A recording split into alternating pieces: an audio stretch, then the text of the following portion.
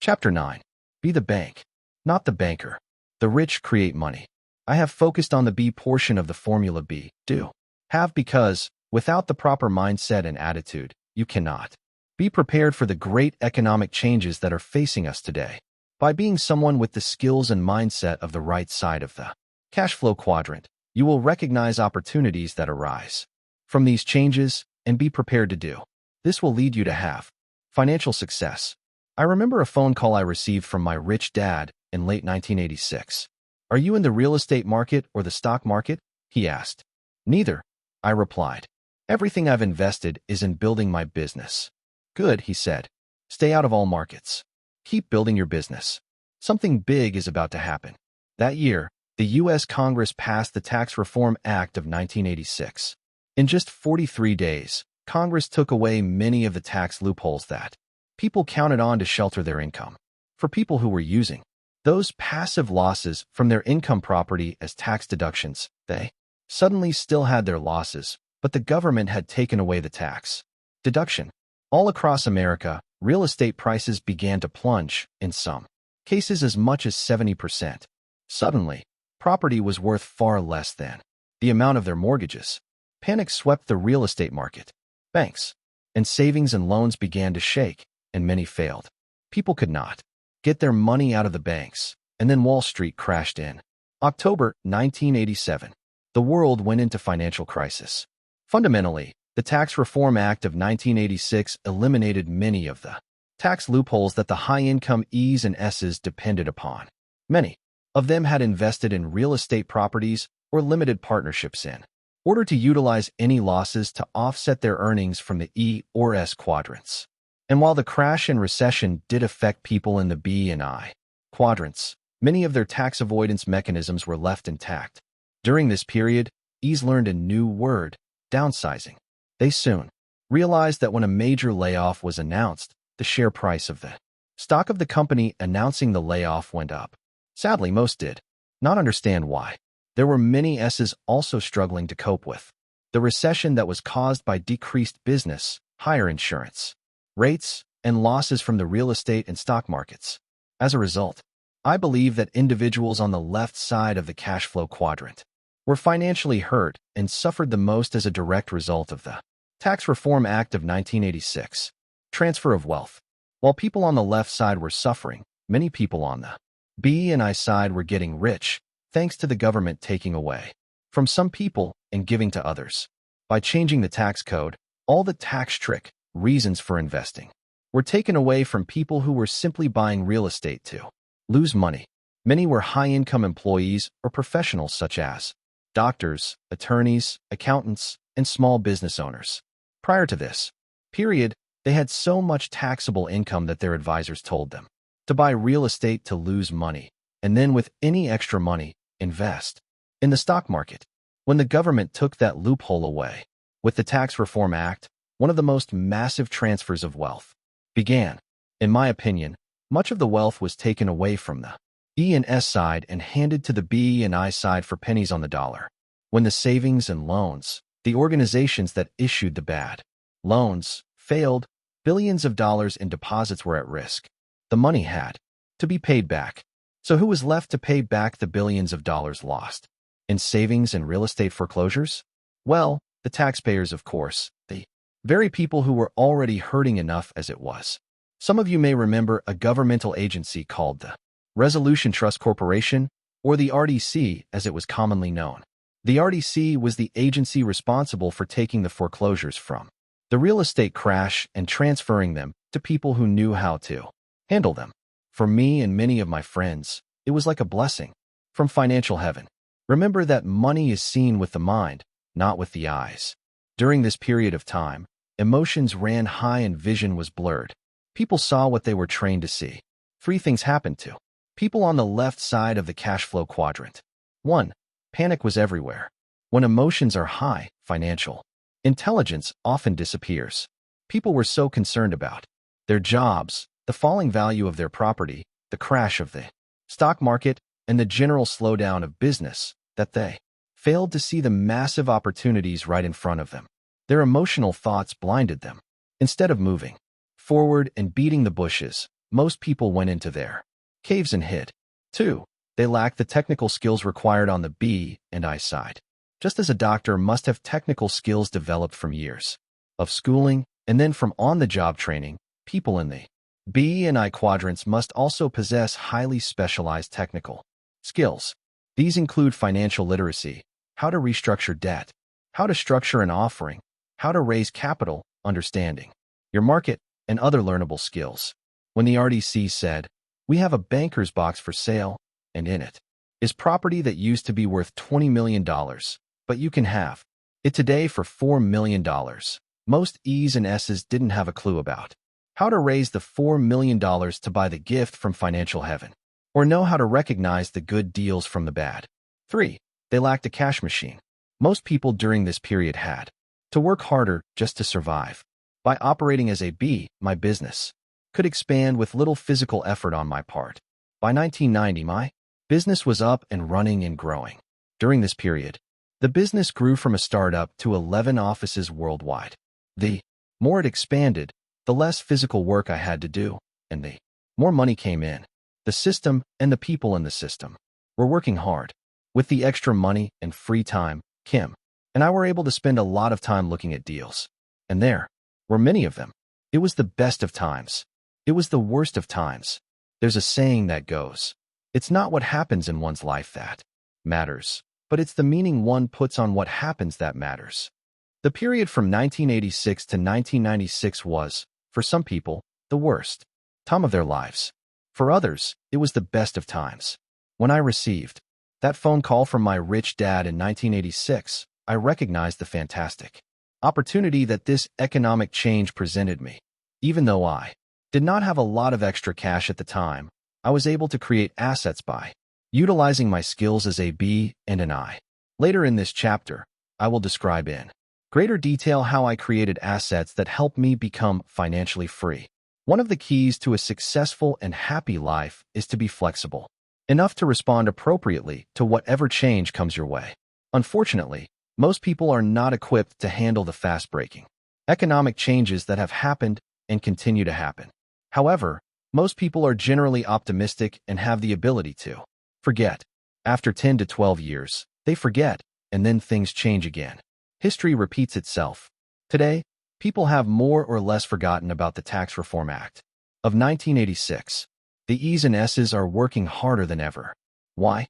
Because their tax loopholes have been taken away. As they have worked harder to get back what they lost, their incomes have gone up, and their tax accountant has again started whispering the same old words of wisdom. Go buy a bigger house. Interest on your debt is your best tax deduction. And besides, your home is an asset, and it should be your largest investment. So they look at the easy monthly payments, and they get sucked into a higher debt position. In my opinion, a great transfer of wealth is happening, and it may be happening in a very different way than we might expect. This is why my rich dad had me read books on economic history. Economies change, but history repeats, and money continues to flow from the left side to the right side of the cash flow quadrant, just as it always has. Many people are deeply in debt, yet they pour money into the stock market, often through their retirement plans.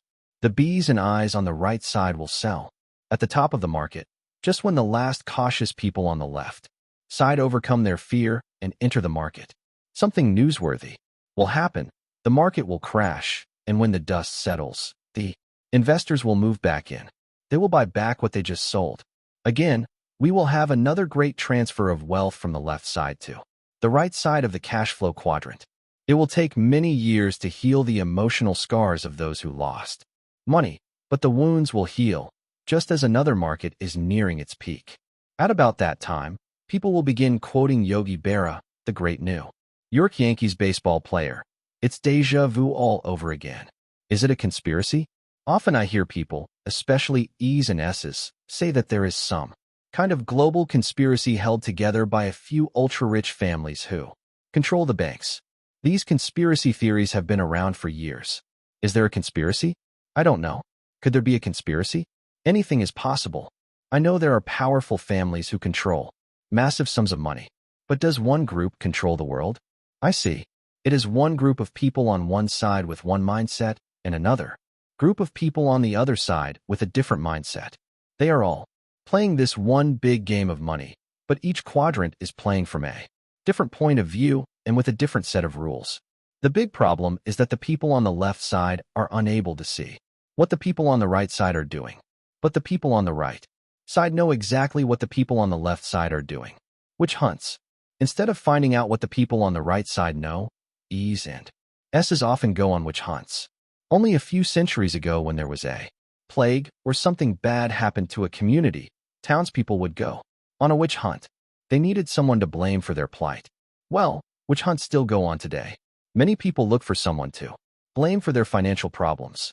These people often want to blame the rich for their problems rather than admit that their own lack of information about money often is a fundamental reason for their struggles.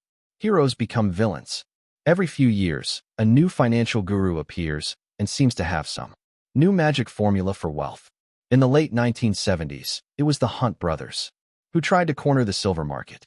The world initially applauded their genius, but almost overnight they were hunted down as criminals because so many people lost money after they followed the brothers' advice. In the late 1980s, it was Michael Milken, the junk bond king. One day he was a financial genius, but right after the crash, he was tracked down and sent to jail. Individuals change, but history repeats. Today we have new investment geniuses. They are all over TV, the internet, and financial publications. Some have even attained celebrity status. Warren Buffett is touted as a near god. When he buys something, everybody rushes in and buys what he buys. And when Warren Buffett sells, prices crash. Money follows him freely. If there is a major market correction in the near future, will today's financial heroes be tomorrow's hated villains? Time will tell. In every up cycle of the economy, there are heroes. And in every down period, there are villains. Often they end up being the same people. People will always need witches to burn or conspiracies to blame for their own financial blindness. History will repeat itself, and again a great transfer of wealth will take place. When it does, which side of the transfer will you be on, the left side or the right side? In my opinion, people simply fail to realize that they are in this large global game, a virtual casino in the sky, but no one ever told them that they are important players in the game. The game is called Who Is Indebted to Whom? Be the bank, not the banker. When I was in my mid-20s, it dawned on me that the name of the game was to be the bank, but that didn't mean to get a job as a banker. My advanced education was about to begin. It was during this period that my rich dad had me look up words like mortgage, real estate, and finance. I was beginning to train my mind to see what my eyes could not. He encouraged me to understand the game, and when I learned the game, I could do what I wanted with what I found. I decided to share my knowledge with anyone who was interested. He also had me read books on the great leaders of capitalism, people such as John D. Rockefeller, J. P. Morgan, and Henry Ford. One of the most important books I read was The Worldly Philosophers by Robert Heilbronner. For people who want to operate on the B and I side, his book is a must-read, for it traces the greatest economists of all time, starting with Adam Smith, who wrote The Wealth of Nations. It is fascinating to look into the minds of some of our most important philosophers, the economists. These people interpreted the evolution of modern capitalism over its brief history. In my opinion, if you want to be a leader on the B and I side, a historical view of economic history is important to understanding both our history and our future. After The Worldly Philosophers, I recommend reading The Creature from Jekyll Island by G. Edward Griffin, Paul Zane Pilzer's Unlimited Wealth, James Dale Davidson's The Sovereign Individual, Robert Preacher's The Crest of the Wave, and Harry Dent's The Great Depression Ahead. While Heilbronner's book gives you insight into where we have come from economically, the other authors give their views on where we are headed. Their contrasting viewpoints have been important. They allowed me to see what my eyes could not. By reading books like these, I have been able to gain insights into the ups and downs, the cycles and trends of the economy. A common theme in all of these books is that one of the biggest changes of all is right around the corner. How to play the bank. After the 1986 Tax Reform Act became law, there were opportunities everywhere. Real estate, stocks, and businesses were available for low prices. While it was devastating for many people on the left side, it was wonderful for me because I could utilize my skills as a B and I to take advantage of the opportunities around me. Instead of being greedy and chasing everything that looked like a good deal, I decided to focus on real estate. Why real estate? For these 5 simple reasons. 1. Pricing. Real estate prices were so low that mortgage payments were far lower than the fair market rent for most properties. These properties made great economic sense, which meant there was little risk. It was like going to a sale at a retail store when everything was 50% off. 2. Financing. The banks would give me a loan on real estate, but not on stocks. Since I wanted to buy as much as I could while the market was depressed, I bought real estate so that what cash I had could be combined with financing through banks. For example, let's say I had $10,000 in savings to invest. If I bought stocks, I could only buy $10,000 worth of stocks. I could have bought on margin and put up only part of the total cost, and the broker company would have loaned me the remainder, but I wasn't financially strong enough to risk a downturn in the market. With $10,000 in real estate and a 90% loan, I could buy a $100,000 property. If both markets went up 10%, I would have made $1,000 in stocks, but $10,000 in real estate. 3. Taxes. If I made $1 million in profit from stocks, I'd have to pay nearly 30% in capital gains tax on my profit. But in real estate, the $1 million profit could be rolled tax-free into the next real estate transaction. On top of that, I could depreciate the property for even greater tax advantages. Important note, an investment must make economic sense outside of the tax benefit for me to invest in it. Any tax benefit only makes the investment more attractive. 4. Cash flow. Rents had not declined, even though real estate prices had declined. This put a lot of money in my pocket, paid for the mortgages, and, most importantly, bought me time to wait until real estate prices went up again. When they did, I was able to sell. Although I carried large debt, it never hurt me because the rents were far greater than the cost of carrying the loan. 5. An opportunity to become a bank. Real estate allowed me to become a bank, something I had wanted to do since 1974.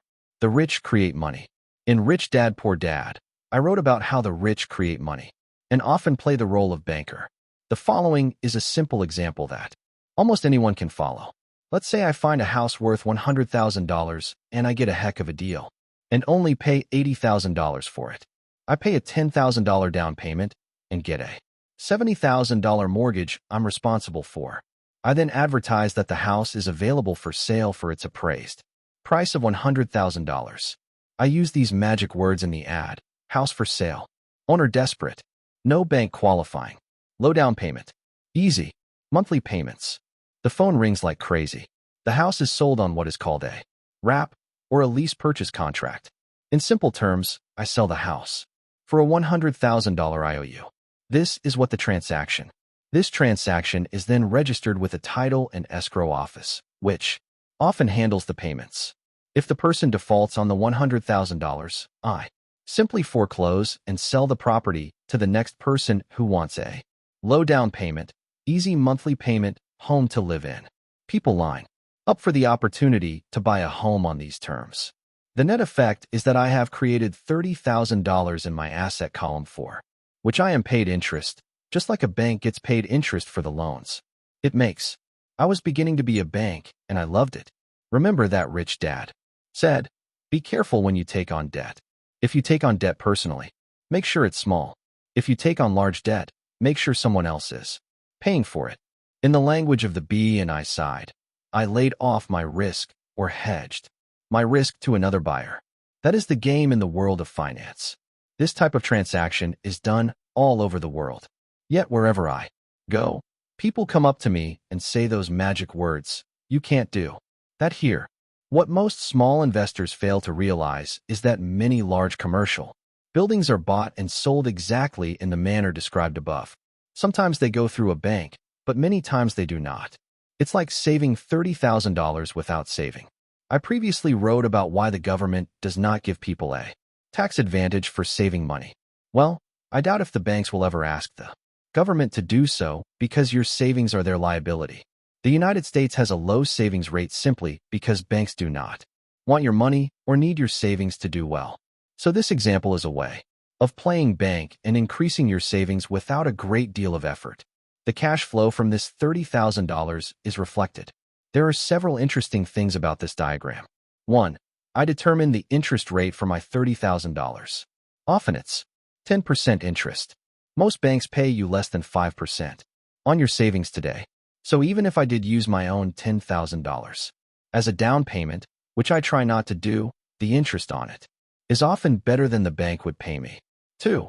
It's like creating $20,000, $30,000 less the $10,000 down payment that didn't exist before, just like the bank creates an asset and then charges interest on it.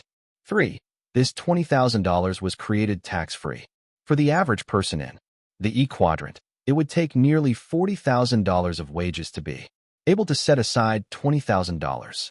Income earned as an employee is a 50-50 proposition, with the government taking its 50% through withholding tax before you ever see it.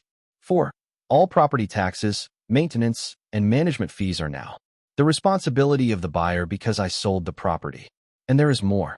Many creative things can be done on the B and I side to create money from nothing, just by playing the role of the bank. A transaction like this may take a week to a month to put together. The question is, how long would it take for most people to earn an additional $40,000 so they can save $20,000 after taxes and other expenses? The income stream is sheltered. In Rich Dad, Poor Dad, I briefly covered why the rich use corporations. 1. Asset protection. If you are rich, people tend to want to take what you have through litigation. But the rich often don't own anything in their own names. Their assets are held in trusts and corporations to protect them. 2. Income protection. By passing the income stream from assets through your own corporation, much of the income that is normally taken from you by the government through taxes can be sheltered. The harsh reality is that, for employees, the sequence goes like this. Earn, taxed, spend. As an employee, your earnings are taxed and taken through withholding taxes even before you get your paycheck. So if an employee is paid $30,000 per year, by the time the government gets through with it, it's down to $15,000. With this $15,000, you must then pay your mortgage and all your other daily expenses. If you pass your income stream through a corporate entity first, this is what the pattern would look like. Earn, spend, taxed. By passing the income stream from the $30,000 through a corporation, you can expense much of the earnings before the government gets their hands on it. If you own the corporation, you make the rules, as long as it conforms to the tax code.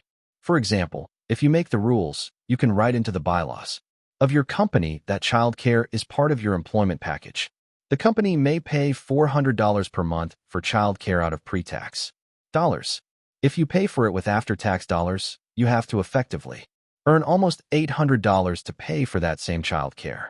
The list is long and the requirements are specific as to what an owner of a corporation can write off that an employee cannot. Certain travel expenses can be written off with pre-tax dollars as long as you can document that you conducted business, such as a board meeting, on the trip. Just make sure you follow the rules. Even retirement plans are different for owners and employees in many instances. Having said all of this, I want to stress that you must follow the required regulations to make these expenses deductible. I believe in taking advantage of the legal deductions allowed by the tax code, but I do not recommend breaking the law. Again, the key to taking advantage of some of these provisions is which quadrant you earn your income from.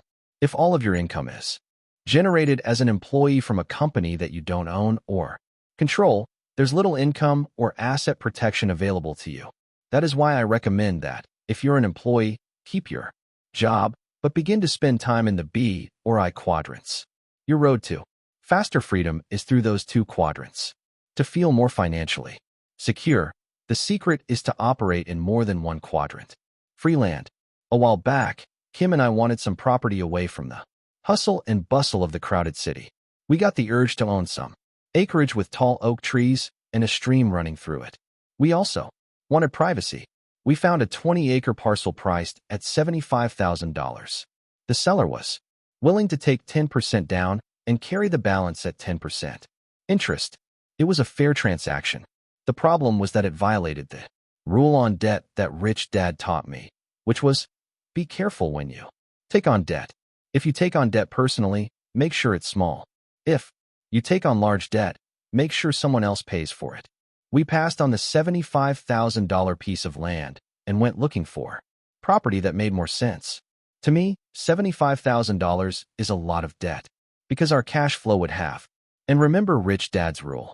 If you take on debt and risk, then you should be paid. Well, in this transaction, I would have taken on both the debt and the risk, and I was the one paying for it. About a month later, we found a piece of land for $115,000 that was even more beautiful. It was 87 acres of tall oak trees with a stream, and it had a house.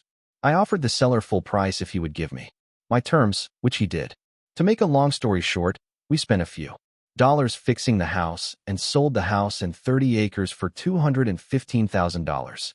Using the same idea of low down payment, easy monthly payments. We kept 57 acres for ourselves. This is what the transaction looked like on my balance sheet. Assets, $215,000. Liabilities, $115,000. The new owner was thrilled because it was a beautiful home and he was able to buy it for almost nothing down. As an aside, he also bought it through his company for use as a corporate retreat for his employees, which allowed him to depreciate the purchase price as a company asset, deduct the maintenance costs, and deduct the interest payments. His interest payments more than paid for my interest payments. A few years later, he sold some of his company's stock and paid off the loan to me. And I, in turn, paid off my loan. The debt was gone. With the extra $100,000 profit I made, I was able to pay the taxes from the gain of the land and the house. The net result was zero debt, $15,000 profit after taxes, and 57 acres of gorgeous land. It was like being paid for getting what you want. Today, my balance sheet from that one transaction, the IPO, an initial public offering, IPO, or taking a private company public through a stock offering, is based on the same principles as the transaction described in the previous section. While the words, the market, and the players are different, the basic underlying principles remain the same. When my organization forms a company to take public, we often create value out of thin air, even though we try to base it on an accurate opinion of the fair market value. We take the offering to the public market, and instead of this equity being sold to one person, it is sold to thousands of people as shares of a company. The value of experience. I recommend people start in the B quadrant before proceeding to the I quadrant. Regardless of whether the investment is in real estate, a business, stocks, or bonds, there is an underlying comprehensive business sense that is essential to being a sound investor. Some people have this comprehensive sense, but many do not, primarily because school trains us to be highly specialized, not comprehensively trained. For those thinking about moving to the B or I quadrants, I recommend starting small and taking your time. Do bigger deals as your confidence and experience grow. Remember, the only difference between an $80,000 deal and an $800,000 deal is a zero. The process of going through a small deal is much the same as going through a much larger, multi-million-dollar public offering. It is only a matter of more people, more zeros, and more fun. Once a person gains experience and a good reputation, it takes less and less money to create bigger and bigger investments. Many times it takes no money to make a lot of money. Why? Experience is valuable. As stated earlier, if you know how to make money with money, people, and money will flock to you. Start small and take your time. Experience is more important than money. It is simple and easy. In theory, the numbers and transactions on the right side of the cash flow quadrant are simple, regardless of whether we're talking about stocks, bonds, real estate, or businesses. To be financially well off simply means being able to think differently, to think from different quadrants, and to have the courage to do things differently. To me, one of the hardest things a person who is new to this way of thinking has to go through is the countless number of people who will tell you, you can't do that. If you can overcome that kind of limited thinking and seek out people who say to you, Yes, I know how to do that. I'd be happy to teach you. Your life will be much easier. The laws. I started this chapter with the Tax Reform Act of 1986. While that was a significant rule change, it won't be the last. I only use the Tax Reform Act as an example of how powerful some rules and laws can be. If a person is to be successful in the B or I quadrant, he or she needs to be aware of market forces and any changes in the law that affect those market forces. Today in America, there are thousands upon thousands of pages of tax law. That's just for the IRS alone. The federal laws come to more than 1.2 million pages of laws. It would take the average reader 23,000 years to read the entire U.S. IRS code. Every year more laws are created, repealed, or amended. It would be more than a full-time job just to keep up with the amendments. Every time someone tells me that's against the law, I reply by asking them if they have read every line of code in America. If they say yes, I leave slowly, backing up toward the door. Never turn your back on someone who thinks they know every law. To be successful on the right side requires seeing 5% with your eyes and 95% with your mind. Understanding the laws and market forces is vital for financial success. Great transfers of wealth often occur when laws and markets change, so it is important to pay attention if you want to have those changes work in your favor and not against you. The government needs your money. I believe in paying taxes. I know the government provides many important and vital services essential for a well-run civilization. Unfortunately, in my opinion, government is too big, mismanaged, and has made too many promises it cannot keep. But it's not only the fault of the politicians and lawmakers in office today. Most of the financial problems we face today were created by their predecessors. Unfortunately, if lawmakers want to keep their jobs, they can't tell the public the truth. If they did, they'd be thrown out of office because the masses still depend on the government to solve their financial and medical problems. Government cannot. In the meantime, government will have to continue to increase taxes, even if the politicians promise not to. That's why Congress passed the Tax Reform Act of 1986. It needed to plug a tax loophole.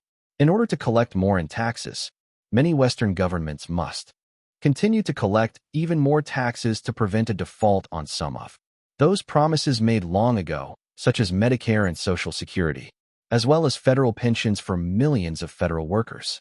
As the deficit grows, retirement funds, 401k plans in America, or superannuation funds in many other countries, will begin to shrink because they are subject to market fluctuations.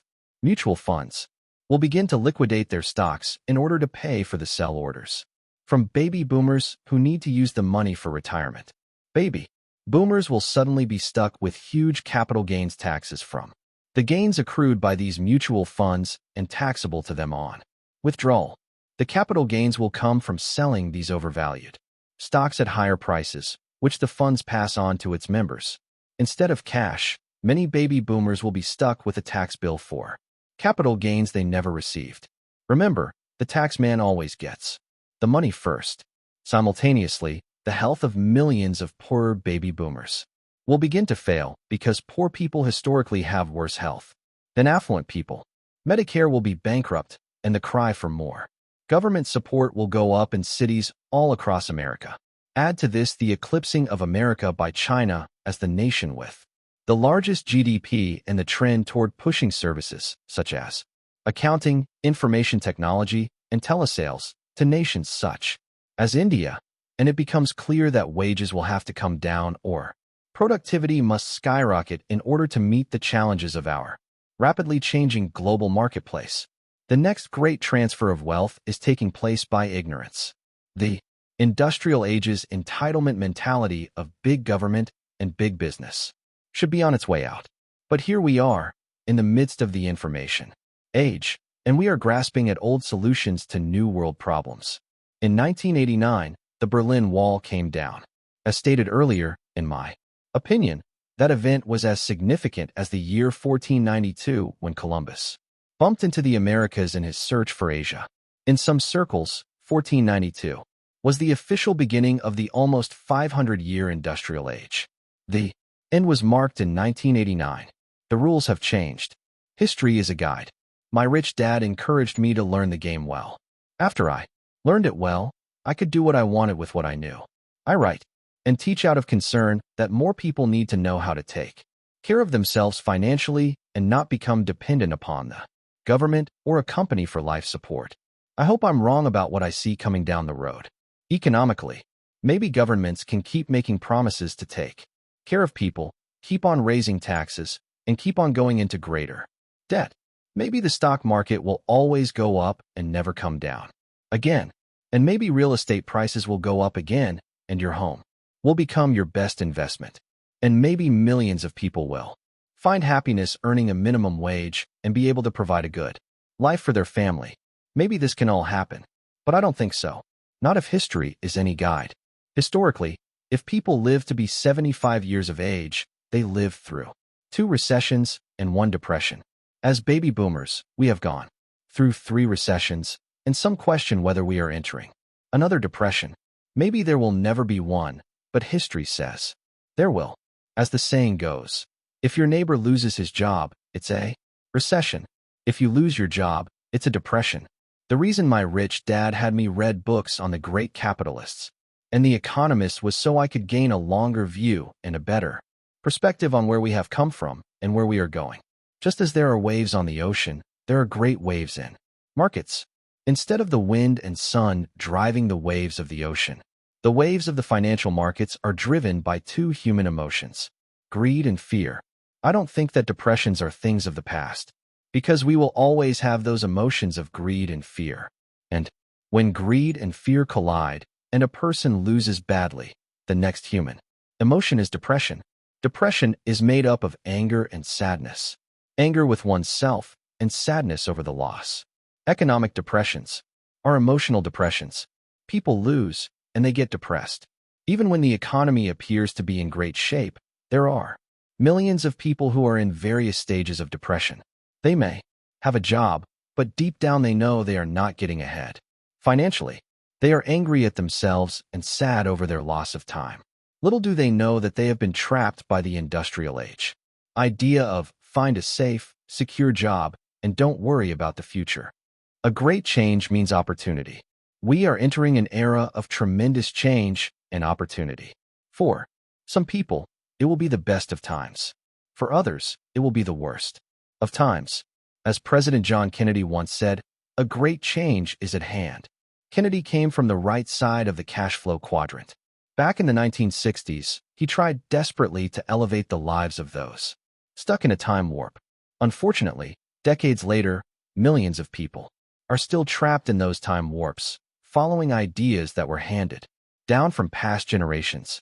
Ideas such as, go to school so you can find a secure job.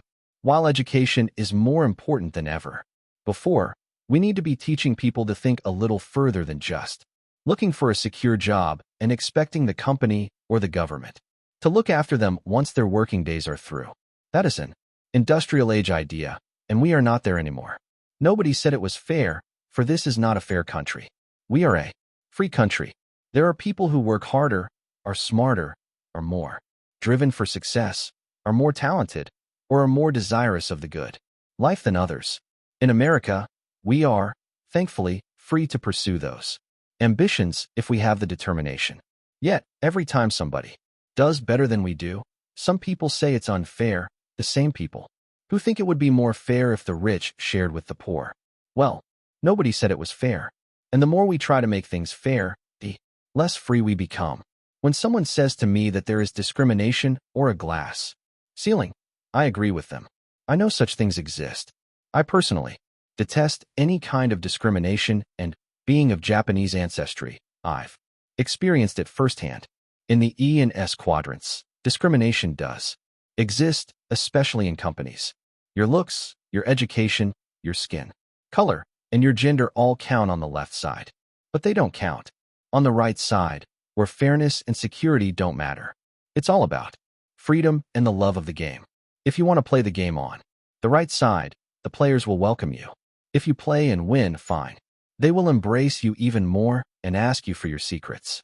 If you play and lose, they'll gladly take all your money. But don't complain or blame someone else for your failures. That is not the way the game is played on the right side. It's not meant to be fair. Being fair is not the name of the game. Why does government leave the B and I quadrants alone? In reality, governments don't leave the B and I quadrants alone. It's more that the B and I quadrants have more ways of escaping and hiding wealth. In Rich Dad Poor Dad, I talked about the power of corporations. One big reason the rich keep more of their wealth is simply because they operate as corporate bodies, not human bodies. A human body needs a passport to go from country to country. A corporate body doesn't. A corporate body travels the world freely and can often work freely. A human body needs to register with the government, and in America, they need a green card to work. A corporate body doesn't. While governments would like to take more money from corporate bodies, they realize that if they pass abusive tax laws, the corporate bodies will take both their money and their jobs to some other country. In the industrial age, people talked about offshore as a country. The rich have always sought tax havens where their money would be treated kindly. Today, offshore is not a country. It's cyberspace.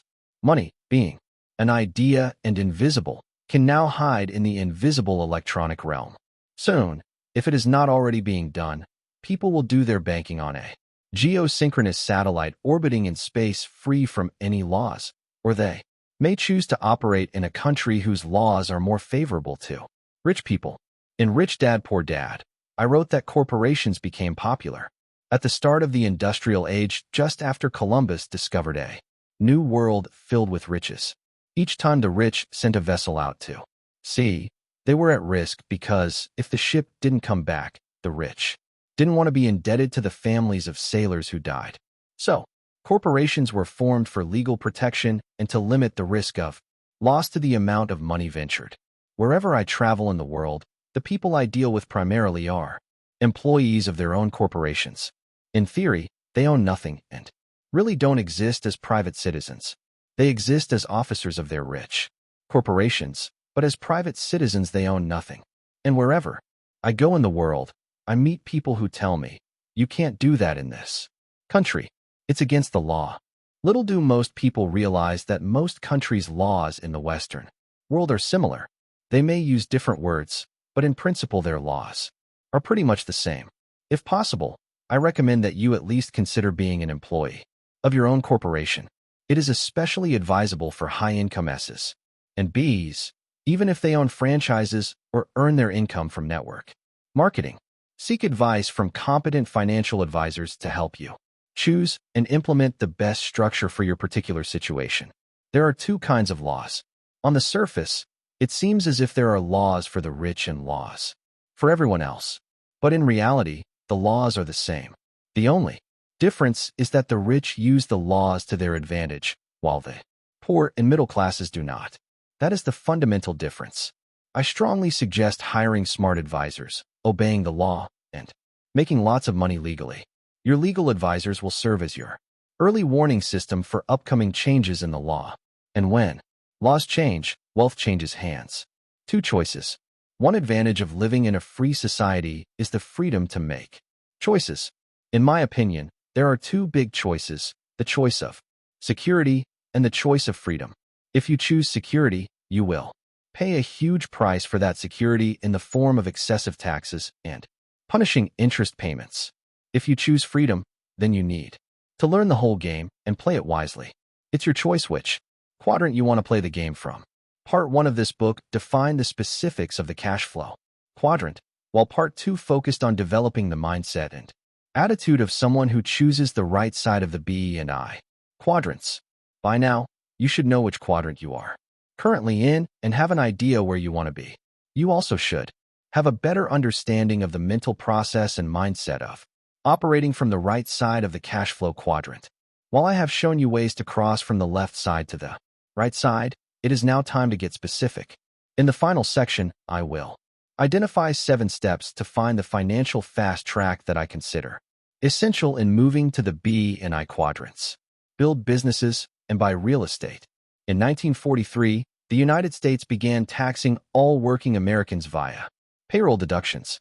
In other words, the government got paid before people in the E quadrant got paid. Anyone who was purely an E had little escape from the government. It also meant that, instead of only the rich being taxed, which was the hope of the 16th Amendment, every E and S got taxed, rich or poor.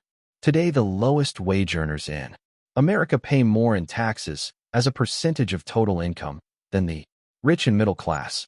In 1986, the Tax Reform Act went after the highly paid professionals in the S quadrant. This act specifically targeted doctors, lawyers, architects, dentists, engineers, and other professionals, and made it difficult, if not impossible, for them to shelter their income the way that the rich can do. In the B and I quadrants, these professionals were forced to operate their businesses through S corporations instead of C corporations, or else pay a tax penalty. The rich do not pay this penalty. Income for these highly compensated professionals is then passed through the S corporation and taxed at the highest individual tax rate possible. They do not have the opportunity to shelter their income through deductions allowed to C corporations.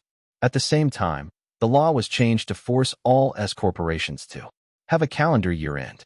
This again forced all income to be taxed at the highest rate. When I discussed these changes with my CPA, he reminded me that the biggest shock to newly self-employed people generally comes at the end of their first business year when they realize that the biggest tax they are paying is a self-employment tax. This tax is double for S's or self-employed over what they paid as E's or employees. And it is calculated based on income before the individual can deduct any itemized deductions or personal exemptions. It is possible for a self-employed person to have no taxable income, yet still owe self-employment tax. Corporations, on the other hand, do not pay self-employment tax. The 1986 Tax Reform Act also effectively pushed the E's and S's of America out of real estate as an investment and into paper assets such as stocks and mutual funds. Once the downsizing began, millions not only felt less secure about their jobs, they also felt less secure about their retirement, simply because their future financial well-being was based upon paper assets subject to the ups and downs of the market. The 1986 Tax Reform Act also appears to have had the intention of shutting down the smaller community banks in America and shifting all banking to large national banks. I suspect that this was done so America could compete with the large banks of Germany and Japan. If that was the intent, it was successful. Today in America, banking is less personal and purely by the numbers. The net result is that it is harder for certain classes of people to qualify for home loans. Instead of a small town banker knowing you personally, a central computer spits your name out if you don't meet its impersonal qualification requirements. After the 1986 Tax Reform Act, the rich continue to earn more, work less, pay less in taxes, and enjoy greater asset protection by using the formula my rich dad gave me years earlier, which was build a business and buy real estate. The idea was to make a lot of money via C corporations and shelter the income through real estate. While millions upon millions of Americans work, pay more and more in taxes, and then pour billions each month into mutual funds, the rich are quietly selling shares of their C corporations, making them even richer, and then buying billions in investment real estate. A share of a C corporation allows the buyer to share in the risk of owning the company. A share of stock does not allow the shareholder the advantages that owning a C corporation and investing in real estate offer. Why did my rich dad recommend building businesses in C corporations and then buying real estate? Because the tax laws reward people who operate that way. But this subject is beyond the scope of this book. Just remember the words of immensely wealthy people such as Ray Kroc, founder of McDonald's. My business is not hamburgers. My business is real estate. Or remember the words of my rich dad, who drummed into my head, build businesses and buy real estate. In other words, I needed to seek my fortune on the right side of the cash flow quadrant to take full advantage of the tax laws. In 1990, President George H.W. Bush raised taxes after promising, read my lips, no new taxes. In 1992, President Bill Clinton signed into law one of the largest tax increases in recent history. Tax increases continue into the 21st century. Again, these tax increases affect the E's and S's, but the B's and I's are, for the most part, not affected. As we progress further and further into the information age, we all need to continue to gather information from different quadrants. In the information age, quality information is our most important asset. As Eric Hoffer once said, in times of change, learners inherit the earth, while the learned find themselves beautifully equipped to deal with a world that no longer exists. Remember, everyone's financial situation is different. That is why I always recommend the following. 1. Seek out the best professional and financial advice you can find. For example, while a C corporation works well in many instances, it is not the best structure all of the time. Even on the right side of the cash flow quadrant, occasionally an S corporation is appropriate. 2. Remember that there are different advisors for the rich, the poor, and the middle class, just as there are different advisors for people who earn their money on the right side and on the left. Also, consider seeking advice from people who are already where you want to go. 3. Never do business or investing for tax reasons. A tax break is an extra bonus for doing things the way the government wants. It should be a bonus, not the reason. If you are not a U.S. citizen, this advice remains the same. Our laws may be different, yet the principles of seeking competent advice remain the same. People on the right side operate very similarly throughout the world.